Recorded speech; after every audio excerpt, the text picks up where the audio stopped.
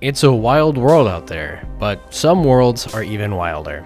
Hi, I'm Tyler Hapney, and you're listening to Dungeons and Dystopias. Thank you for listening.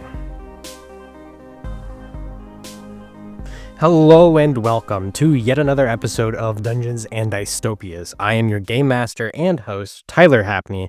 I have game mastered hundreds of sessions of Cyberpunk Red and Dungeons and Dragons combined, and this podcast is a way for me to reconcile my thoughts on both of those systems. So today we're going to be discussing more Dungeons and Dragons, and I figured today we'd talk a little bit more about some areas, or a particular area within the setting of the Forgotten Realms. And that is going to be the setting of Waterdeep, which is essentially one of the biggest cities in the Forgotten Realms. It is, I guess, typically regarded as sort of a New York of Dungeons and Dragons. In a sense, it's a very large city where things are technologically, I guess, more advanced than they might be in typical places around, the countryside or whatever. And then obviously it's just got a ton of history behind it. I mean, there are multiple novels that take place in or around Waterdeep and the places beneath it. So, needless to say, we could talk about Waterdeep for a very long time. But my general idea now is to just kind of give you a brief overview of kind of what sort of things might go on in Waterdeep, and of course, what is underneath Waterdeep, because that itself is an extremely important thing to talk about, because there's an entire campaign that takes place down there, and it's like 3 times as long as the Waterdeep campaign that they released for 5e. So we've already talked about what is Waterdeep, but where is Waterdeep? Waterdeep is along the northern Sword Coast, which is where a lot of 5e's stuff has taken place in general. And the Sword Coast is it's the coast of for the Forgotten Realms of Faerun, essentially. Many different places that you might recognize from Dungeons and Dragons lore are on the Sword Coast. I think most notably of which being the city of Baldur's Gate, of which there are many different Baldur's Gate video games based around that city. We don't have anything in Waterdeep, but we do have mentions of Waterdeep, of course, in the Baldur's Gate games. In fact, one of the characters from Baldur's Gate 3, Gale, comes from Waterdeep. So there's a lot of discussion there, and even in a couple of his scenes, you're able to actually see a little bit of Waterdeep, at least the dock district where Gale was headquartered. So it's to the north, just south of places like Neverwinter, which is close by, and then Silvery Moon is more to the north, and eventually you're gonna get into the snowy areas that of course are all over the place, and yet even further into Icewind Dale, which is, of course, another campaign location, and is very cold. Waterdeep itself is, I'd say probably the most important city in terms of trading in the Forgotten Realms. There's just a lot of places you can get to in Waterdeep, and it's not even just necessarily on the surface. Criminal wise, I'm going to just talk about the criminal element of Waterdeep, because we are going to be talking quite a bit about that in general. There are a couple of different organizations you have to watch out for. For one, as I've mentioned before, the Zentarum have quite a lot of influence in Waterdeep, but they're not the only ones contending for sort of dominance. Another huge part of Waterdeep is the Thieves Guild, or the local Thieves Guild, which is the Xanathar's Thieves Guild. Now, if you've paid attention to D&D books in the past, the name Xanathar might be familiar, and that is because, of course, Xanathar he has a book, Xanathar's Guide to Everything, which is, by the way, I think one of the best books of 5e. Really, honestly, Guide to Everything was perfect. It's just really good. But Xanathar is a insane beholder. I mean, most beholders are insane, but Xanathar is, he's a perfect example of that. And I mean, I guess you could say the Xanathar. There's a theory that the name Xanathar is just something that kind of persists through multiple different beholders, and that it's not really the same beholder. It's just, whoever is the Xanathar at the time. I don't know if that's ever actually been confirmed or anything, but it is, of course, a larger theory that kind of persists throughout the community. Moving Xanathar's Thieves Guild is Xanathar is just a crazy character. He is beholden. I say that, but he listens in quotes to a goldfish that is in a bowl that is in his office. And if something happens to that goldfish, typically one can assume the Xanathar is going to go crazy and probably start disintegrating people and all sorts of bad stuff. So, yeah, Xanathar is really interesting. I know there was, I think this is an unofficial player adventure, but there's a one-shot idea out there where you're a bunch of Xanathar Thieves Guild members and the fish dies, so you have to replace it with another fish before Xanathar finds out. And I think that's just really funny. I think it's really cute. But yeah, Xanathar's Thieves Guild and Zentarum are going to be kind of, I mean, they're more, but obviously they're going to be kind of your main squeeze in terms of the criminal gangs you're going to run into around Waterdeep. In Waterdeep Dragon Heist, they've got it's like a gang of were-rats. So, they've got gangs and stuff in Waterdeep, but the main ones are Zentarum and the Xanathar's Thieves Guild. Another big part of Waterdeep is the guilds. Just about everything you can find or think of has a guild, which is essentially operates as a labor union of sorts. But the thing is, you typically want to be active with these guilds, even if you aren't in them. For instance, if you choose not to pay the plumbers guild for whatever reason, you might find that your pipes are starting to back up, or they've decided to leave some stuff near your house, to keep it there. You'll find that the guilds have ways of messing with people that aren't properly paying into that system. That isn't to say, obviously, that you have to pay every guild, but I mean, if you're getting your mail taken by the mail guild, it might be nice to toss a tip or something your way, and that might wind up getting you some favors in the future. So, and yeah, man, there's just so much to talk about here in Waterdeep. So the person in charge of Waterdeep is Silverhand. It has that's Layroll Silverhand, not Johnny Silverhand. Um, and she's a extremely important character in Dungeons and Dragons lore. In fact, she has like what 7 sisters or something, and all of them are important to D&D lore. So really all you need to know is that she's a super huge mage character, very important to magic and I guess D&D lore in general. She has sisters who are very popular around the Dalelands, or at least 1 or 2 who are in charge of the Harpers in that region. So obviously she has a lot of connections to the Harpers, which is an organization I could do an entire episode on itself. All you really need to know is that the Harpers it's like a spy organization of sorts, comprised mostly of bards and good aligned people who are able to kind of keep the peace or keep watch on certain areas and try and dictate and drive things to go a certain way, which that's just kind of how the Harpers work. So they're obviously important in Waterdeep too. One of my favorite characters personally, Mert the Moneylender, he's huge in Waterdeep. He was, I believe, one of the first characters actually made for Faerun and the Forgotten Realms when Ed Greenwood was kind of starting out. Mert was one of the characters he originally created, and he would write stories about all of Mert's different, whatevers and travels and stuff. And then after a while, I think Mert just kind of fell to the wayside. I think in lore he turned to stone or something. It's a bit foggy on that, but recently he's been released. Recently he's back on the scene after being frozen for like 100 years. And I think the story was Silverhand was living in his house or something, and he just kind of showed up, which would be kind of interesting. But yeah, Mert the Moneylender, which you meet him in Waterdeep Dragon Heist. He's the representative for the Harpers.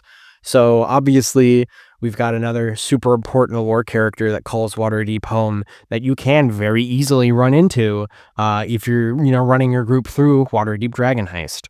So wow, there's like I said, there's a lot to go in through here with Waterdeep Dragon Heist. I could talk about, or well, just Waterdeep in general. I could talk about all the districts. I could talk about, the government in general, the masked lords. There's an anonymous council. It's not really anything public, but some masked lords might wind up getting revealed or something, and that could be a super interesting campaign, plot point. There's obviously the whole point with Waterdeep Dragon Heist is, Lord Neverember trying to sort of embezzle funds, and then you kind of steal that. And there's four different, main enemies, one of them being Manchun from the Zentarum himself, or one of his clones at least. And there's just a lot of super interesting things that happen in Waterdeep, and Waterdeep Dragon Heist, a really good campaign for kind of getting into that and figuring out kind of what's going on around that area. So before we end this episode, though, I did mention talking a bit about what's beneath Waterdeep, and that is Undermountain. Undermountain is a huge mega dungeon. I'm talking over 20 floors, and each floor is colossal. That exists beneath Undermountain or Waterdeep. That is owned and operated by, I guess you could say, the Mad Wizard Hallister Blackcloak, who is, I repeat, very insane. He's known for crazy, devious traps that almost make no sense. Obviously, he has Undermountain in under his designs, and there's just so much going on in Undermountain. There's a floor where there's a spelljammer that got stranded, and there's a illithid pirate captain, and there's like a sort of like opera thing going on there. I don't know, but it's just so fascinating. Undermountain. I mean, it's a mega dungeon, so obviously it's not like an open area, but it's still like, I mean, there's an entire city in Undermountain on the third floor. It's Skullport. It's basically the criminal equivalent to Waterdeep. It's a sort of bizarro, much smaller version of Waterdeep, but it's run by the Xanathar's Thieves Guild, so obviously, what they say goes there. But it's very much kind of this sort of Mos Eisley, Tatooine sort of area, just resting right beneath Waterdeep, which you can get to relatively easily. It's in the Underdark. I do believe it's also attached to the Underdark via water. I need to take another look at the Skullport map, but you would assume, based off of the name Skullport, that it is connected to water. So obviously, if you're in an Underdark campaign and you're nearby, I mean, hey, why not go visit Skullport? Kind of see what's going on. There's a lot of cool stuff in that city. Personally, it's just one of my favorites, but I don't really get to use it too much, just because I haven't had any campaigns in that area in a bit. But obviously, for my next one, who knows? Very well might be going to Skullport sometime. So yeah, so that's kind of what's going on underneath Waterdeep. I could go about Undermountain for a while. All you need to know is it's just a huge labyrinthian mega dungeon that has 20 plus floors and is extremely dangerous. And the last thing I want to talk about is something that's connected to that, and that is the Yawning Portal Tavern. This is one of the most famous taverns in all of Dungeons & Dragons. In fact, if you go through the 5 ebooks, you'll find that one of them is titled Tales from the Yawning Portal, and that whole conceit is that it's supposed to be like tavern stories told around the Yawning Portal of, all these different things people do. And they, of course, threw Tomb of Horrors in there because, what a fun tavern story that would be. But the Yawning Portal is, the reason it's called the Yawning Portal is because it is one of Waterdeep's main access points to Undermountain. In the middle of the tavern, there's a giant, I guess you could call it a well, that exists, that has a sort of platform that you can go down on with via rope. And yeah, adventurers who are interested in going to Undermountain just go to the Yawning Portal, grab themselves a drink or two, or maybe, and then get on the platform and get lowered down into Undermountain. Or sometimes things from Undermountain come up through the portal or the Yawning Portal, like at the beginning of Dungeons, Dungeons and Dragons Waterdeep the Dragon Heist. That's sort of that's the opening fight, is that all the players are sitting at the yawning portal having a drink or whatever, and then suddenly a troll pops out of nowhere, and there's a huge fight that goes on in the tavern. It's really good introduction, I think, to Waterdeep in general, and obviously the idea of Undermountain. And then I think Waterdeep Dragon Heist really kind of, I don't know, I think it kind of emphasizes that sort of importance, with Volo immediately showing up and scamming the players. I don't know. If you're looking for a major metropolitan area, uh, don't go straight to Baldur's Gate. In my opinion, I'd say at the very least, consider Waterdeep, because there's just so much there that is, well, I mean, generally, it's just really interesting stuff. So, yeah, we're gonna go into our monster of the week. Obviously, something related to what we're talking about now. I'd like to kind of discuss. Uh, well, I mentioned him earlier, but I'd like to discuss Alistair Blackcloak, the Mad Mage himself, who is somebody who has had a lot of. They've appeared a lot in Dungeons and Dragons lore. But Alistair Blackcloak, typically, if you're trying to imagine what he looks like, I guess my best advice would be to imagine exactly what a crazy wizard might look like in your mind. He's got crazy, wild white hair, big beard. He's got dirty robes. But he is called Undermountain, his home, as far as I am aware, for quite a while. At least a few editions by this point. Um, and he is, I mean, he's everywhere. He's like kind of in a sort of same sense, kind of like Strahd, in this sort of sense that he's got spies and things set up all over the dungeon that allow him to basically be, active and aware of what's going on throughout everything.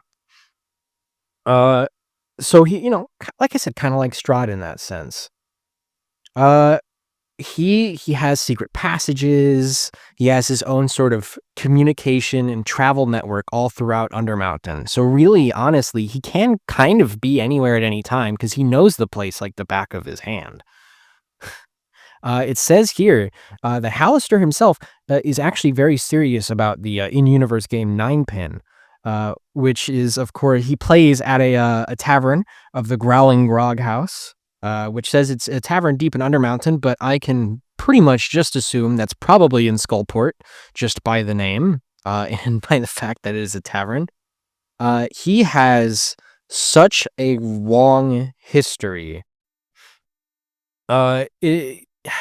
It's so he's been in the Undermines since around maybe 200 DR, which in D&D universe terms is about 1200 years ago. So he's yeah, I mean, if you're looking for just a crazy wizard who's been somewhere for a really long time, Undermountain and Hallister is a really good idea. So we're going to end this off with a story related specifically to some of the campaigns I've been doing and Hallister. And has to do with the Dalelands and the Shadowvar and the Shadowbane War, which is technically been between the Zentarum and whatever, but I just call it whatever. Hallister actually has gone out of his way to help people before. He's not a completely evil wizard. He's just insane, honestly, all things considered. But during the whole conflict with the Shadowvar and the Dalelands, Elminster was sent to the Nine Hells. Advertently, doesn't matter. He was there, and he was kind of trapped. So Mystra, goddess of magic that she is, goes to Hallister and offers to cure the man's insanity if he were to go and help Elminster escape hell. Who Elminster was at the moment of, I believe, in Avernus. So he gets in there, and Hallister is ultimately unsuccessful at getting Elminster out of hell. However, Mystra still keeps her words, and she partially cures Hallister. She doesn't totally cure his insanity, but maybe he's thinking a little clearer. And then here's the fun part. She then proceeded to blast Asmodeus with the essence of Hallister's insanity. Just a straight blast of manic insanity straight to the mind. And that is just really, really cool. Supposedly he died shortly after, but of course, being a very powerful wizard, death is just kind of a suggestion in the Forgotten Realms. He reincorporated himself after the Second Sundering, like so many other deities. He's not a deity himself, but he is, of course, a very powerful wizard, so he might as well be. And, since the 1480 Second Sundering, guess what? Undermountain's just basically back to same old, same old. So that's Hallister Blackcloak. He's going to be our monster of the week. Thank you all so much for listening to this episode of Dungeons and Dystopias. I have been Tyler Hapney, your host and game master. Please come back next week for a little bit of Cyberpunk Red, and I will see you then. Thank you for listening.